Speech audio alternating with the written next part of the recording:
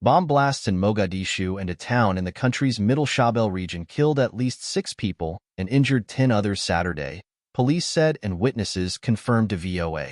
An explosives-laden vehicle, which was parked on the road near a restaurant in the busy Hamar Wayne district, went off. I could see the dead bodies of at least 3 people, 2 of them women, Mohammed Haji Nur, a witness, told VOA. The explosion site is opposite of Somalia's National Theater, about 1 kilometer from the president's office. The target of the attack is still unknown, but the affected Gel Dough restaurant is frequented by government staff and people from the diaspora for serving traditional Somali food.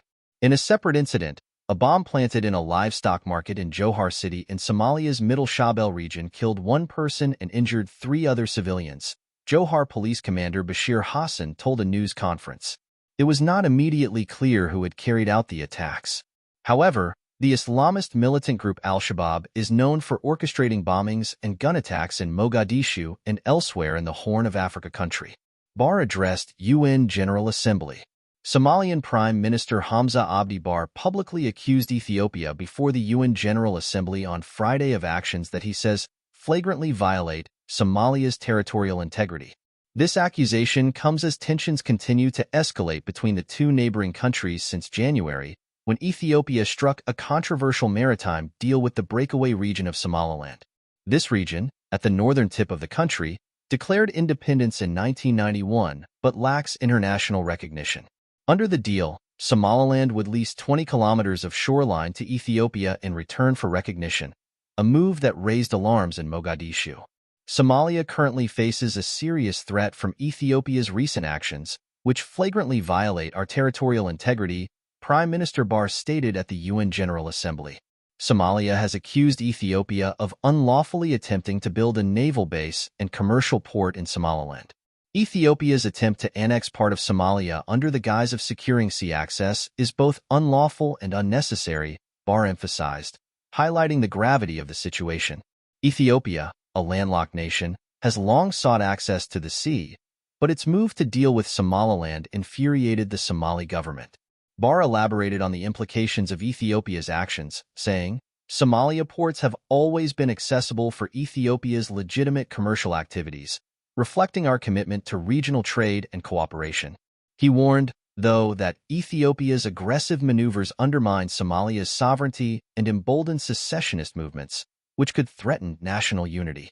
These actions also serve as propaganda for terrorist groups like Al-Shabaab, who exploit Ethiopia's provocations to recruit and radicalize vulnerable individuals, he said. Ethiopia denies accusations. Addressing the general debate of the 79th session of the United Nations General Assembly, Tay Atske-Selassie, Minister for Foreign Affairs of Ethiopia, denied Somalia's accusation.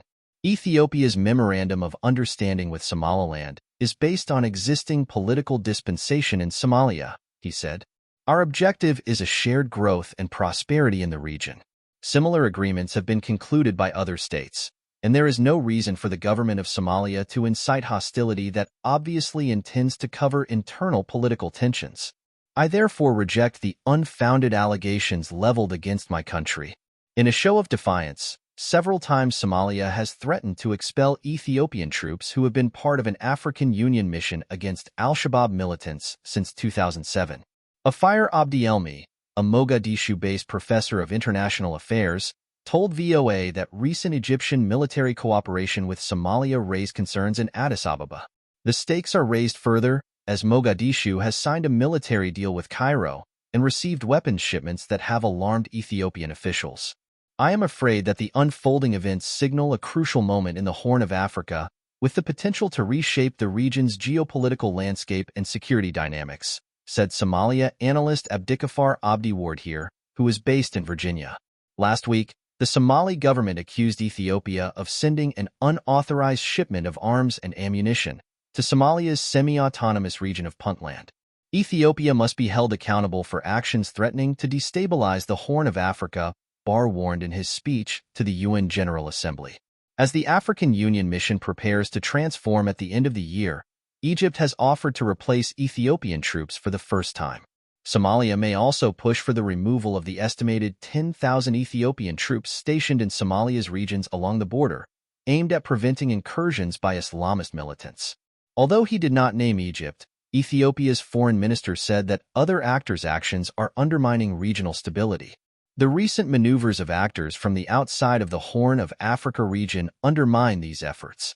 Ethiopia will not be deterred from its resolute commitment to combating terrorism, Atski Selassie said. I am confident that the government of Somalia will reckon and recognize the sacrifice we made to Somalia's liberation from the grip of terrorist groups. Some information in this report is from Reuters.